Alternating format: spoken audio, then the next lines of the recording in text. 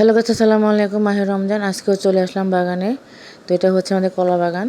তো 2-3টা গাছে কলা ছড়িয়ে নেমে গেছে, আর আজকে অনেক কিছু নিয়ে যাব।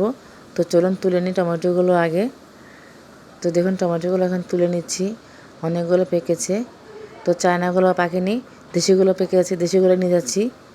তো অনেকগুলো পেকেছে মোটামুটি।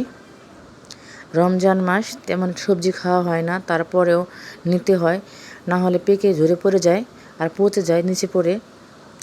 তো দেখুন অনেকগুলো পেকে গেছে।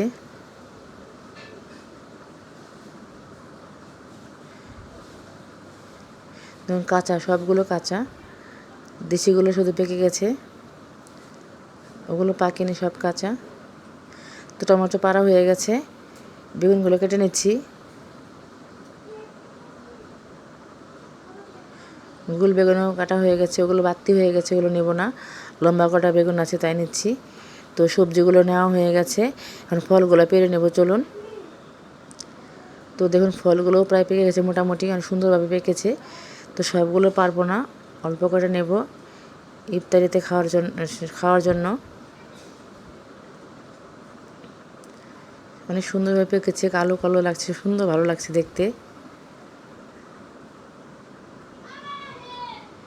তো দেখুন সবাই পেরে দিচ্ছে, আমার ছেলেও চলে আসছে পাড়ার জন্য। তো দেখুন কতগুলো পেকেছে, আরও পারতে হবে, অনেকগুলো পাকা গাছে আছে, ওরাও পেরে দিচ্ছে।